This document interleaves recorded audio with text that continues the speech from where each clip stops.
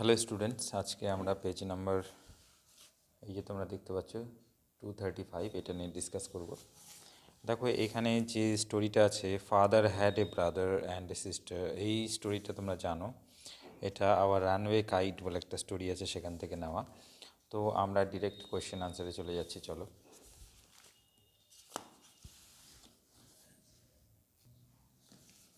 দেখো এখানে কি বলেছে আমরা ফার্স্টে দেখিনি, এমসিকিউসগুলো দেখিনি। কি বলেছে দেখো, ফাদার ফাউন্ড হিজ ব্রাদার। আচ্ছা, বাবা তার ভাইকে পেয়েছিল। কি অবস্থায় পেয়েছিল ভাইকে? ভেরি ওল্ড, নাকি অ্যালাইভ, নাকি হ্যাড এক্সপায়ার্ড, নাকি বলেছে অন ডেড বেড। তো দেখো এখানে বলেছে বাবা তার ভাইকে পেয়েছিল খুবই বৃদ্ধ অবস্থায় পেয়েছিল, ভেরি ওল্ড, নাকি বলছে অ্যালাইভ মানে জীবিত অবস্থায় পেয়েছিল, নাকি বলছে হ্যাড এক্সপায়ার্ড নাকি মৃত অবস্থায় পেয়েছিল। দেখো এটাই কিন্তু কারেক্ট হবে, হ্যাঁ, হ্যাড এক্সপায়ার্ড। তো বাবা যখন বাড়িতে ফিরে আসে তখন কিন্তু সে দেখতে পায় যে তার ভাই মারা গেছে এবং তার বোন সেখানে ছিল না, অন্য কোথাও চলে গেছে। ওকে, তারপরে কি বলেছে দেখো, father had just received a letter from. তো বাবা এইমাত্র একটা চিঠি পেয়েছিল। কোথা থেকে পেয়েছিল দেখো, ডিকের থেকে পেয়েছিল। কার থেকে পেয়েছিল আমাদেরকে সেটা বলতে হবে। ডিকের থেকে পেয়েছিল, নাকি বলছে মিমির থেকে পেয়েছিল, নাকি আন্ট এস্তার, নাকি হিজ ব্রাদার। দেখো বাবা কিন্তু চিঠিটা আন্ট এস্টারের থেকে পেয়েছিল, হ্যাঁ, এটা হবে আন্ট এস্তার। ক্লিয়ার? ওকে, পরেরটা দেখি। দেখো, the kite was discovered on the top of. ঘুড়িটাকে পাওয়া গিয়েছিল, কোথায় পাওয়া গিয়েছিল আমাদেরকে বলতে হবে। কিসের একেবারে উপরে পাওয়া গেছিলো?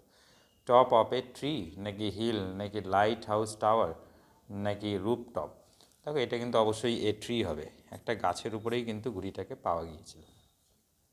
পরেরটা বলেছে দ্য কাইট, আচ্ছা একটু সামনে ধরি। আচ্ছা দেখো কি বলেছে, দ্য কাইট, কোথায় গেল? আচ্ছা এই এটা, হ্যাঁ, the kite was patched with a. ঘুড়িটাকে তাপ্পি দেওয়া হয়েছিল কি দিয়ে? তো আমরা দেখেছিলাম যে ঘুড়িটার মধ্যে কিন্তু একটা তালি দেওয়া হয়েছিল বা তাপ্পি দেওয়া হয়েছিল, এবং সেটা কী দিয়ে দেওয়া হয়েছিল আমাদেরকে সেটাই বলতে হবে, ঠিক আছে? দেখো ঘুড়িটাকে কিন্তু তাপ্পি দেওয়া হয়েছিল কার্ড দিয়ে, নাকি লেটার, নাকি পিকচার, নাকি এনভেলপ দিয়ে। আমরা কিন্তু দেখেছিলাম ওটাকে একটা লেটার দিয়ে তাপ্পি দেওয়া হয়েছিল, ঠিক আছে? পরে বলেছে দেখো নাম্বার কি বলেছে, those who are too jolly for words are. কারা কথাবার্তায় খুব মজার, তারা কারা সেটা আমাদেরকে বলতে হবে। যারা কথাবার্তাতে খুব মজার তারা হলো, তো বলছে those who are too jolly for words are. যারা কথাবার্তাতে খুবই মজার তারা হলো, তারা কারা? তারা কিন্তু ডিক অ্যান্ড মিমি, ঠিক আছে? তারা কিন্তু ডিক অ্যান্ড মিমি হবে। দেখো এটাই পরিষ্কারভাবে এখানে বলা আছে, এই যে, ঠিক আছে, এই যে ডিক অ্যান্ড মিমি। আচ্ছা এই যে এখানে আছে, aunt Esther is a dear and Dick and Mimi are too jolly for words. Okay, চলো আমরা পরেরটা দেখে নিই।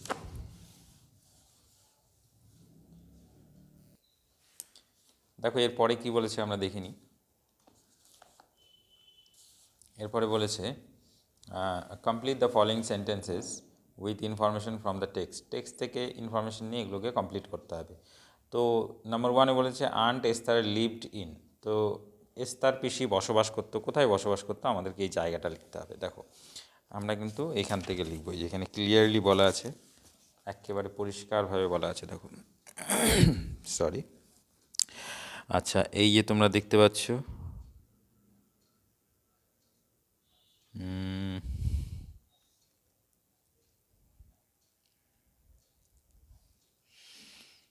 এই যে এই যে 100 এখান থেকে লিখতে হবে, হ্যাঁ, 100 ইনল্যান্ড, এতটুকু জুড়ে দিতে হবে, ঠিক আছে?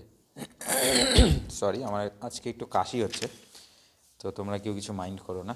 আচ্ছা তারপরে কি বলেছে দেখো,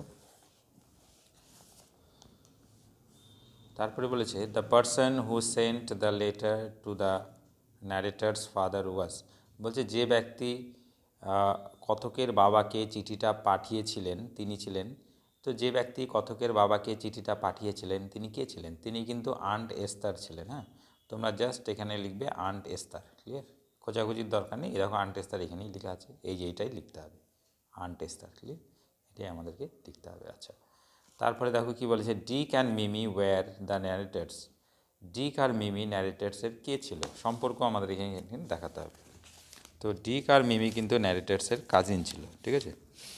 তো এই যে তুমি এখানে দেখতে পাচ্ছ, আচ্ছা দেখিনি কোথায় আছে।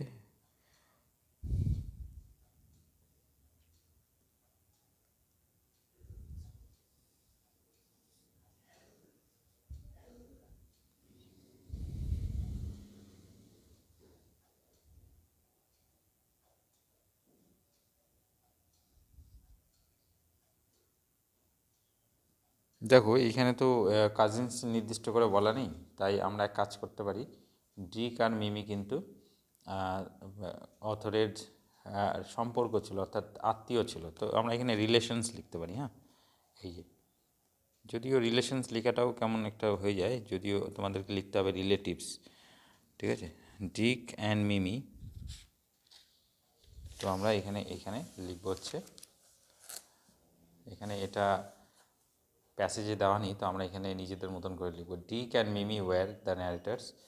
ডিক এবং মিমি ন্যারেটার্সের কে ছিল, দেখো এখানে আমরা শুধু লিখতে পারি কাজিনস লিখলেও হবে, হ্যাঁ, COUSINS, ঠিক আছে। আমরা কাজিনস লিখব, ওকে। কাজিনস মানে তো তোমরা জানোই, তুতো ভাই বোন, মানে জ্যাঠাতো কাকাতো এই সমস্ত ভাই বোনদেরকে আমরা কাজিনস বলি, ওকে। দেখো এরপরে কি বলেছে, ট্রু ফলস আছে, আমরা এগুলো দেখে নিই। দেখো ট্রু ফলসে কী বলেছে, father received the letter but did nothing. আচ্ছা, বাবা চিঠিটা পেলো এবং কিছুই করলো না। দেখো বাবা চিঠিটা পেয়ে কিন্তু সাথে সাথেই সেটাকে পড়েছিল, তাই না? এবং চিঠিটা পড়ার পরে যখন তিনি জানতে পারেন যে তার বোন কোথায় থাকে, তিনি সেখানে গিয়ে বোনকে এনেছিলেন। তো সেটা এখানে এক্ষেত্রে এটা ফলস হবে, ঠিক আছে। দেখো আমরা কি করব, আমরা কিন্তু এইখান থেকে লিখবো, এই যে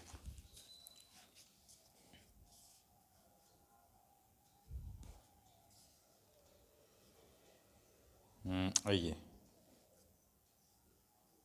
এই যে তোমরা দেখতে পাচ্ছ, এই যে নেক্সট ডে, এই যে next day father went and brought aunt Esther Dick and Mimi with him, ঠিক আছে। এইটা তোমাকে সাপোর্টিং স্টেটমেন্ট হিসেবে দিতে হবে। আচ্ছা, তারপরে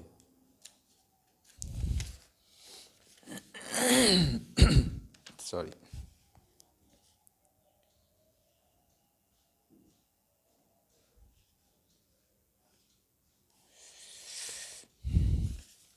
তারপরে কি বলেছে দেখো, তারপরে বলেছে দ্য ন্যারেটার্স ফাদার, এই the narrator's father does not have any relations at present. বলছে বর্তমানে কথকের বাবার কোনো আত্মীয় স্বজন ছিল না, এটা কিন্তু ফলস হবে। দেখো বর্তমানে কিন্তু তাদের আত্মীয় স্বজন আছে, ঠিক আছে। বর্তমানে আমরা যদি দেখি, তো ন্যারেটারের ফাদারের কি ছিল, তাদের আত্মীয় স্বজন ছিল। এই যে দেখো এখানে লাস্টের লাইনটা আমাদের দিতে হবে, but the best of it all is that we have relations now. কিন্তু সবচেয়ে যেটা এখন ভালো হয়েছিল যে আমাদের এখন আত্মীয় স্বজন আছে, এটা কিন্তু ন্যারেটার বলেছিল, ঠিক আছে। তো আমরা এটা দেবো সাপোর্টিং স্টেটমেন্ট হিসেবে। পোয়েমটাতে চলে যাই, চলো কী বলেছে দেখি। দেখো এই পোয়েমটা তোমরা জানো, I must go down to the seize again, এটা দ্য সি বলে একটা পোয়েম আছে, সেখান থেকে নেওয়া। তো আমরা কোয়েশ্চেন আনসারগুলোতে চলে যাচ্ছি। দেখো I must go down denotes the poets. আচ্ছা, এই যে আই মাস্ট গো ডাউন, আমি অবশ্যই আবার সমুদ্রে যাব, আমি অবশ্যই সমুদ্রে যাব। তো এই যে আই মাস্ট গো ডাউন মানে হচ্ছে আমি অবশ্যই যাব, তাই তো। তো এই আমি অবশ্যই যাব, এটা কি ডিনোট করছে, অর্থাৎ এটা কি নির্দেশ করছে, কবির কি নির্দেশ করছে। দেখো এটা কিন্তু কবির একটা দৃঢ় সংকল্প বা প্রতিজ্ঞা, সেটাই নির্দেশ করছে, তাই তো। তো অপশানসগুলো একটু দেখে নিই। দেখো ডিটারমিনেশন, তারপরে বলেছে ডিপ্রেশনস, নাকি বলছে টেনশন, নাকি এক্সশন।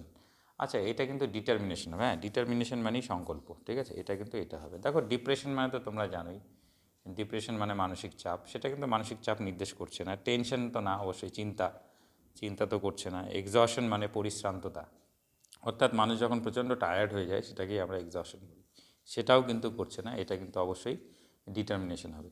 আচ্ছা, তারপরে কি বলছে দেখো, দ্য পোয়েট আস a star to, poet, the poet asks a star to, কবি একটা তারা চান। কী করতে একটা তারা চান, তিনি কিন্তু একটা তারা চান to guide and control the ship, এটা কিন্তু তাই হবে, যে to guide guide and control the ship. তিনি কিন্তু তারা চান, কেন চান? তিনি তার যে জাহাজটা আছে সেটাকে নির্দেশ করা, মানে সেটাকে গাইড করা এবং কন্ট্রোল করা, অর্থাৎ পরিচালনা করার জন্য, ঠিক আছে, সেটাকে পরিচালনা করা এবং নিয়ন্ত্রণ করার জন্য কিন্তু চান। তার যে জাহাজটা আছে সেটাকে পরিচালনা করা এবং নিয়ন্ত্রণ করার জন্যই তিনি একটা তারা চান। আচ্ছা, তারপরে কি বলছে দেখো, the phrase the sea's face, এই যে একটা ফ্রেজ যে আছে না, ফ্রেজ দ্য সিজ ফেস, হ্যাঁ, এই যে একটা ফ্রেজ যে আছে, সিজ ফেস মানে সমুদ্রের সম্মুখ, in the last line is an example. এটা কিসের এক্সাম্পল? লাস্ট লাইনে এটা কিন্তু আছে, তো এটা কিসের এক্সাম্পল? দেখো, সমুদ্রের কি কখনো মুখ হয়? সমুদ্রের তো মুখ হয় না, সমুদ্র একটা নন লিভিং থিং, তাই তো? কিন্তু যখন আমরা কোনো নন লিভিং থিংয়ের একটা মানুষের বৈশিষ্ট্য প্রদান করি তখন সেটাকে পার্সনিফিকেশন বলে। অর্থাৎ তুমি যদি কোনো একটা বস্তুকে একটা মানুষের বৈশিষ্ট্য প্রদান করো তখন তাকে পার্সনিফিকেশন বলা হয়। আমরা অনেক সময় এরকম বলে থাকি যে বাতাস আমার কানে কানে বলে গেল। দেখো, বাতাস তো বলতে পারে না, তাই না? কিন্তু আমি বাতাসকে এমনভাবে প্রেজেন্ট করছি যেন বাতাস একটা মানুষ। তো এই যে বাতাসকে আমি একটা মানুষ রূপে দেখাচ্ছি, ঠিক আছে, এটাকে বলে পার্সনিফিকেশন। তো দেখো, এখানে পার্সনিফিকেশন অপশানে আছে, এই যে দেখো, সিমিলি, পার্সনিফিকেশন, মেটাফোর, নাকি সাউন্ড ক্রিয়েটিং ওয়ার্ড। এটা কিন্তু অবশ্যই পার্সনিফিকেশন হবে, ঠিক আছে, তোমরা পার্সনিফিকেশন দাগ দেবে। তারপরে কি বলেছে দেখো, এগুলোকে বলে পোয়েটিক ডিভাইস, ঠিক আছে, ফিগার অফ স্পিচও অনেকে বলে থাকে, যাই হোক তোমাদের নেই খুব, এটাই সিবিএসই বোর্ড যারা আছে তাদের খুব বেশি থাকে এগুলো। তো দেখো, according to the poet sea life is, আচ্ছা, কবির মতে সমুদ্র জীবন কেমন? কবির মতে সমুদ্র জীবন কেমন, সেটা কি স্টেটিক মানে স্থির, স্টেটিক মানে স্থির, নাকি ডাল মানে একঘেয়েমি, নাকি বলছে ট্রাভেলসাম, ট্রাভেলসাম মানে সংকট, বিপদ সংকুল যেটাকে বলে, অর্থাৎ সমস্যায় জর্জরিত। তো ট্রাভেলসাম তো না, সমুদ্রের জীবন সবসময় কিন্তু সমস্যায় জর্জরিত সেরকম না, সমস্যা থাকে, ঝড় বৃষ্টি সেখানে থাকে, কিন্তু কখনো কখনো সেগুলো থাকেও না। লাস্টের অপশনটা বলছে ফ্যাসিনেটিং মানে আকর্ষণীয়, হ্যাঁ, এটা কিন্তু কারেক্ট হবে, ফ্যাসিনেটিং কিন্তু কারেক্ট আনসার, ক্লিয়ার? তো সমুদ্রের যে জীবন সেটা কিন্তু আকর্ষণীয়। এবারে দেখো, দুটো কোয়েশ্চেন আছে। Why does the poet want to go down to the sea again? কবি কেন আবার সমুদ্রে যেতে চান, এই একটা প্রশ্ন। আবার বলেছে দেখো, what does the poet ask for his C voice? কবি তার সমুদ্রে যাত্রার জন্য কী চান? তো দেখো, আমি খাতায় সময় বাঁচানোর জন্য লিখে দিয়েছি, তোমরা এখান থেকে দেখে নাও, আমি পড়ে দিচ্ছি। এই যে দেখো, দেখো প্রথমেরটা হবে দ্য পোয়েট, দ্য পোয়েটস, হ্যাঁ, কবির, দ্য পোয়েটস অ্যাডভেঞ্চারাস নেচার, কবির যে এই যে অভিযানমূলক যে একটা চরিত্র, অর্থাৎ তিনি অ্যাডভেঞ্চার পছন্দ করেন, অর্থাৎ তিনি সবসময় কী চান? তিনি জীবনে একটা সবসময় অ্যাডভেঞ্চার চান, ঠিক আছে, অর্থাৎ সবসময় তিনি চান যে তার জীবনে একটা একটা অ্যাডভেঞ্চারাস একটা ব্যাপার থাকবে, তিনি চারিদিকে ঘুরে বেড়াবেন, তিনি পুরো বিশ্বকে ভালো করে দেখবেন, ঠিক আছে।